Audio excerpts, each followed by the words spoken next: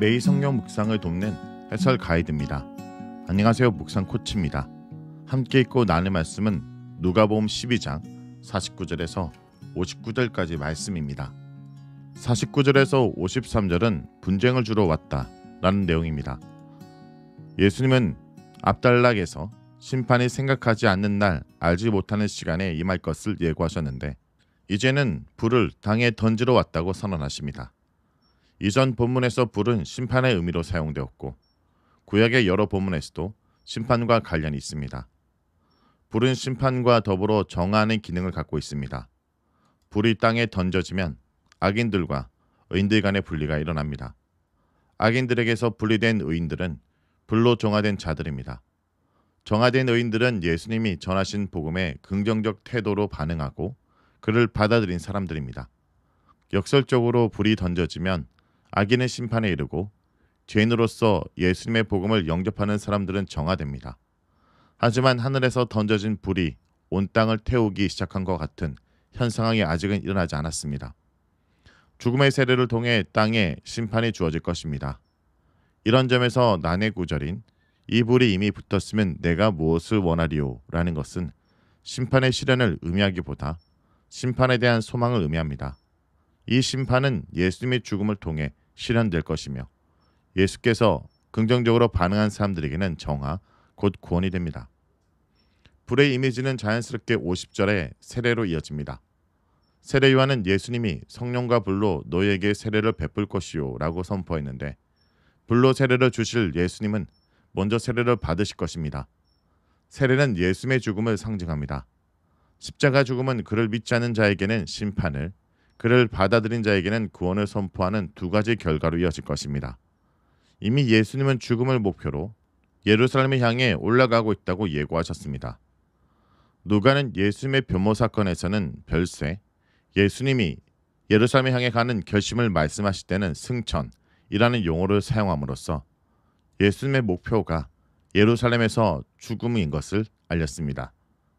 예수님은 죽음을 뜻하는 세례에 대해서 그것이 이루어지기까지라는 표현에서 목적의 동사형을 사용하십니다.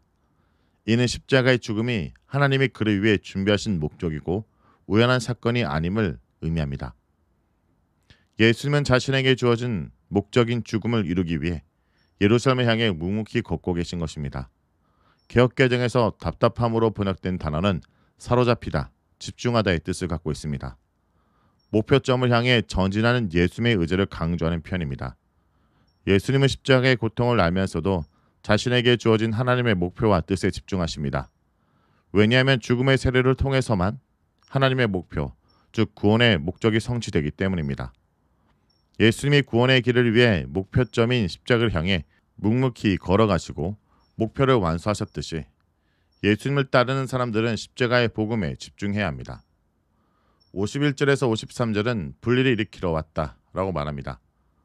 51절에서 53절은 예수님이 가지고 오신 하나님 나라 복음에 대한 태도에 따라 분리가 일어날 것을 설명합니다. 예수님은 세상의 평화가 아니라 분리를 위해 왔다라고 말씀하십니다. 분리는 예수님을 믿는 자들과 거부하는 자들의 분리를 말합니다. 믿는 자들은 구원의 선물을 받고 믿지 않는 자들은 심판을 받습니다. 이미 시몬은 마리아에게 아들 예수님의 사역으로 이스라엘의 분리가 일어날 것을 예고했습니다. 보라 이는 이스라엘 중에 많은 사람을 폐하거나 흥하게 하며 비방을 받는 표적이 되기 위하여 세움을 받았고 시몬 자신은 주의 구원을 보았고 예수님은 이방을 비추는 빛이요 주의 백성 이스라엘의 영광이라고 말했지만 예수님을 배척하는 사람들과 자신처럼 구원의 빛을 보게 되는 사람들로 나뉠 것을 예언했습니다. 예수님의 복음에 대한 태도에 따라 심지어 가족도 분리될 것입니다. 가족은 가장 끈끈한 결속력과 친밀함을 유지하는 공동체입니다.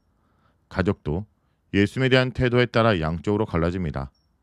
예수님은 자신이 가지고 온 하나님 나라에 대한 관점 때문에 생기는 분리를 가장 기본적인 숫자인 5과 셋으로 강조하십니다.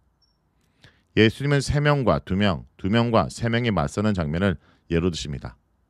5손가락처럼 5명의 가족 구성원은 교속력을 돋보이게 만드는 숫자입니다. 또한 결혼한 자녀를 포함하는 가족의 경우에는 부자, 모자, 고부가 예수님 때문에 갈등하게 됩니다. 이처럼 아무리 결속력이 굳건하더라도 예수님에 대한 태도가 같을 수 없어 갈등이 생깁니다.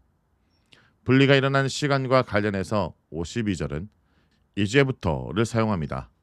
누가복음에서 이제부터는 가까운 미래를 포함하고 세례가 죽음을 의미하는 점을 고려한다면 그리스도의 부활과 승천 이후에 본격적인 분리가 땅에 일어날 것입니다. 물론 예수님의 사역 기간에도 분리는 이미 시작되었습니다. 당연히 예수님의 복음이 분열을 조장하거나 분쟁을 촉구하진 않습니다. 예수님은 평화를 위해 오셨고 제자들의 주된 사명도 평화를 전하는 것입니다. 그럼에도 평화의 복음을 받아들이는 사람들에게만 예수님의 평화가 임합니다. 예수님의 평화는 모두가 아니라 믿는 자들만 경험하는 것이므로 양쪽의 분리가 일어날 수밖에 없습니다. 분리의 고통은 복음을 전하는 제자들이 겪는 삶입니다.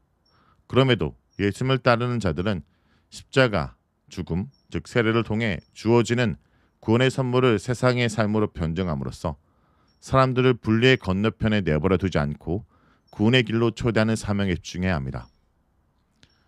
52절에서 59절은 시대를 분별하라 라는 내용입니다. 사람들은 거주하는 지역에서 발생하는 기상 현상에 대한 상식을 알고 있습니다. 파리산에서 서풍은 지중해 지역에서 습기를 싣고 오기 때문에 사람들은 구름이 서쪽에 몰려오면 폭풍우나 소나기가 내릴 것을 예상할 수 있습니다.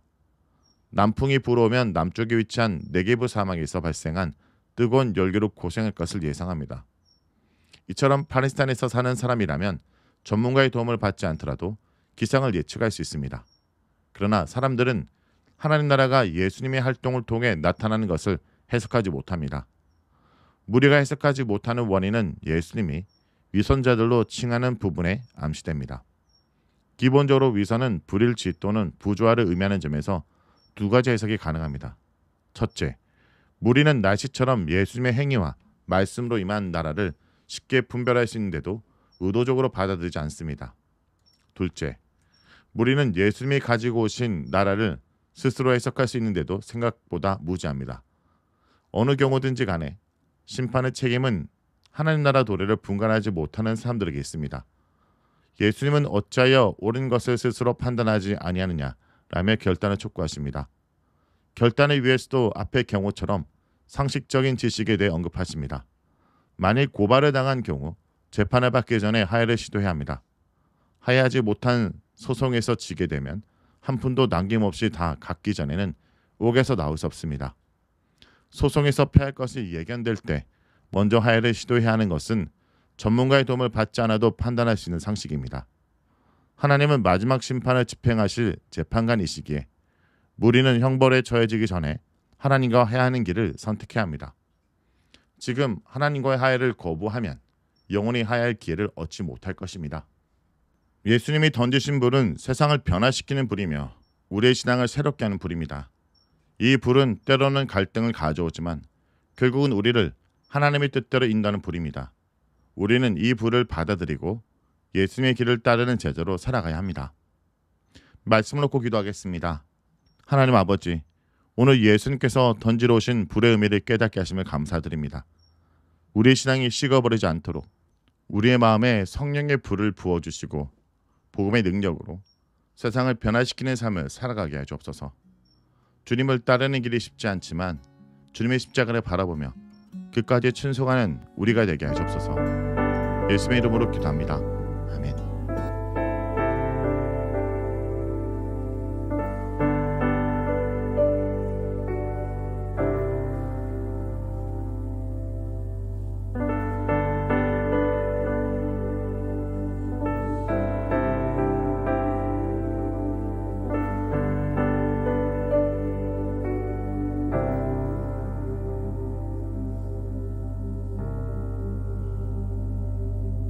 전능하신 나의 주 하나님은